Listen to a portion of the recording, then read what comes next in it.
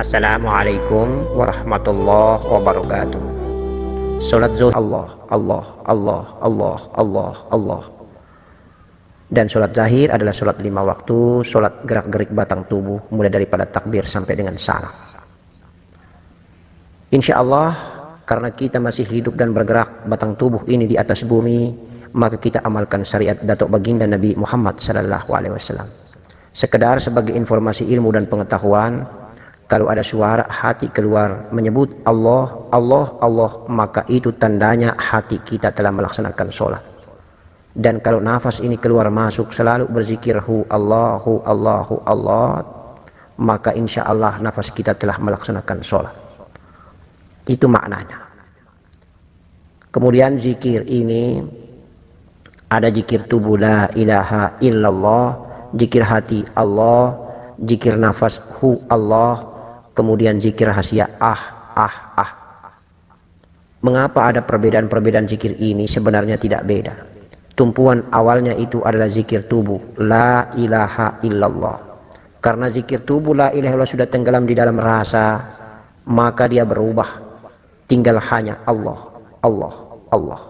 Karena zikir hati ini sudah tenggelam di dalam nur Muhammad, maka insya Allah yang ada hanyalah zikir nafas hu Allah, hu. Hilang Allahnya, yang ada hanya hu. Dan semakin larut tenggelam zikir hu ini, maka hilang zikir hu, yang ada hanya ah. Berpindahnya dari zikir yang satu ke zikir yang lain ketika kita berzikir, itu menunjukkan bahwa terjadinya peralihan, tenggelamnya zikir yang satu, muncul zikir yang baru. Tenggelam zikir yang satu, muncul zikir yang baru. Efek daripada akhir penyebutan zikir itu karena nikmatnya rasa. Karena tenggelamnya zikir ke dalam rasa. Insya Allah seperti itu. Ah yang dimaksud bukan kof ha, alif kof ha, tetapi alif ha, ah. Dan selanjutnya kalau muncul zikir a, i, u, ah, hu, ah, huwa, ha. Insya Allah biarkan saja dia berjalan, karena khusyuk dan konsentrasi kita semata-mata kita serahkan kepada Allah. Itu hanya merupakan lantaran dan sarana. Tidak perlu kita kaji ketika zikir itu berjalan. Tidak perlu kita analisa ketika zikir itu berjalan. Biarkanlah zikir itu sebagai penghantar kendaraan kita terbaik untuk menuju ke hadirat Allah Subhanahu wa Ta'ala. Maka akan muncul sebuah daya, kekuatan ghaibiyah yang kita sadari akan datang dengan sendirinya. Itulah warid. Itulah ilham hidayah dari Allah Subhanahu wa Ta'ala yang biasa disebut dengan mauna, karomah, laduni. Insya Allah, maka berarti menunjukkan bahwa zikir kita telah tenggelam dan Allah sudah menggenggamnya. Maka menunjukkan bahwa jiwa kita telah digenggam oleh zat Allah Subhanahu wa Ta'ala. Dan selanjutnya wallahu a'lam bishawab, kita serahkan saja kepada Allah. Maka Allah akan mengangkat hijab dan kita diberikan kasaf. Kita akan menyaksikan, bermusyahadah bagaimana indahnya perjalanan mi'raj daripada jiwa kita, daripada nafas kita ketika kita berzikir. Ayahanda, bunda-bundaku dan anandaku yang dicintai Allah, dirahmati Allah. Perhatikan baik-baik posisi letak duduk nafas ketika masuk.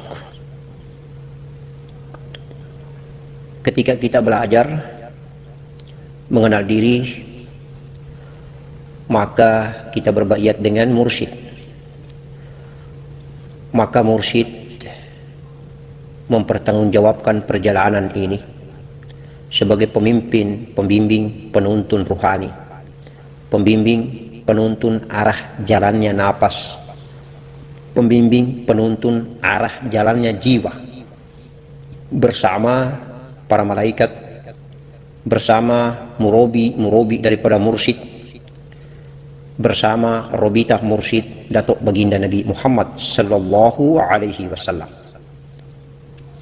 Maka sebagai seorang salik, dia telah mewakafkan, menggadaikan, serta menyerahkan persoalan ghaibiyah, persoalan ruhaniah kepada mursyidnya. Dia hanya melakoni ikhtiar perjalanan nafas dengan zikir yang diberikan. Contohnya seperti zikir nafas. Dia hanya mengkhusyukkan dirinya, kemudian memasukkan zikir nafas hu, mengeluarkan zikir nafas Allah.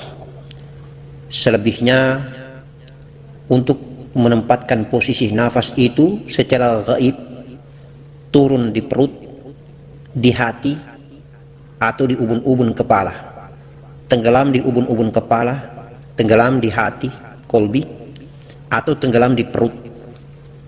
Perjalanan ini al-ghaib, maka itu menjadi urusan mursyid, malaikatullah, dan datuk-datuk robitah mursyid baginda Nabi Muhammad sallallahu alaihi wasallam. Tetapi sekedar informasi ilmu, pengetahuan bahwa ada 3 zikir, ada 3 rahasia yang di dalam aktualnya berjalan, kemudian singgah pada tempat dan stasiun 3 ini. Biasa diistilahkan dalam perguruan kita ini, di dalam tarekat kita ini, nafas Allah, nafas Ahmad, dan nafas Adam. Nafas yang ketika tenggelam di ubun-ubun digenggam zat Allah, namanya nafas Allah. Nafas yang turun tenggelam di kolbi, di negeri hati, negeri rasa, namanya nafas Ahmad. Nafas yang turun di perut, di sulbi, namanya nafas Adam. Begitu juga istilah nur Allah, nur Ahmad, nur Adam. Nur Allah, nur zat Allah yang ada di ubun-ubun kepala, yang biasa turun menyinggahi negeri hatinya, kolbi, zahirnya. Ketika nur zat ini turun menyinggahi negeri hati, maka namanya menjadi nur Ahmad. Nur Allah, nur Ahmad satu, hanya beda nama karena tempat dan posisi tinggalnya. Ketika di ubun-ubun kepala namanya nur zat, tapi kalau tinggalnya sudah di kolbi, di hati namanya nur Ahmad, nur Muhammad. Insya Allah beda dengan yang ada di perut. Yang di perut ini tempat tinggalnya itu bukan di perut. Nur yang tempat tinggalnya yang sebenarnya namanya nur Adam ini, tempat tinggalnya di sulbi kita. Kemudian dia turun ke kemaluan, lalu dia naik ke perut, dan dia akan fana bergabung, fana lebur di hati, kolbi. Ketemu dia dengan nur zat, nur Ahmad, nur Allah dan nur Ahmad. Maka fanalah nur Adam ini, nurun ala nurin. Nah, ada hikmah yang mau disampaikan Abah bahwa banyak sekali orang belajar, banyak sekali keluarga kita, ayahanda kita, banyak sekali saudara-saudara kita yang kalau kita kaji secara akhlakul karimah, kita mendengarkan dan mengikuti itu, ada yang sudah mengaku dirinya sebagai guru, mursyid misalnya, atau pembimbing misalnya. Ini kita hanya mengambil contoh saja, atau berarti nafsu syahwatnya, nafsu aku hambanya lebih tinggi daripada nafsu rabbaniyah. Akhirnya muridnya mengalami kurban, dan akhirnya kurban pula nama tarekah, kurban pula nama perguruan ilmu hakikat ini. Banyak orang mengatakan bahwa belajar tarekah itu sesat karena lebih banyak maksiatnya. Subhanallah, na'udzubillah wa na'udzubillah min dzalik. Nah, ini yang perlu kita hati-hati wahai ayahanda, bunda, dan anandaku. Mengapa? Karena kalau kita salah tempatkan nafas itu, maka salah pula efek dan dampaknya. Aktualnya begini, nafas itu kalau lebih banyak jatuh di perut, itu hati-hati. Kalau semua nafas itu kita turunkan di perut, maka nafsu aku hambanya lebih tinggi daripada nafsu rabbaniyah. Maka dengan berbaiat kepada mursyid-mursyid bertanggung jawab, berdoa kepada Allah agar bersama para malaikat dan robita mursyid menuntun dan membimbing, menempatkan posisi nafas hu masuk tenggelam di negeri rasa atau di zatnya atau di ubun-ubun. Jadi hanya 2 saja tempat yang baik itu, di ubun-ubun kepala, yaitu di zat nafas halus itu, atau sudah terjadi kolaborasi dengan nafas kasar ini, ataukah dia turun ke negeri hati, di kolbi. Dua tempat itulah. Maka wajib hukumnya itu nur yang ada di sulbi ini, yang ada di kemaluan ini, yang ada di perut ini harus naik ke atas. Harus fana. Dia ini harus mati. Tidak bisa dia hidup. Kalau kita turunkan napas kita ini semua kumpul di perut, maka nur yang ada di Adam ini hidup. Kalau nur yang ada di Adam hidup, maka kita lebih banyak memiliki 80% nafsu keakuan aku hamba daripada nafsu rabania. Sedikit sekali nafsu rabania itu. Karena nafsu rabania itu ada ketika hidup Nur Muhammad yang ada di kolbi, hidup Nur Muhammad yang ada di zat atau Nurul Izzati. Posisi Nur Muhammad yang hidup lebih banyak di perut, yang bersumber dari tulang sulbi ini,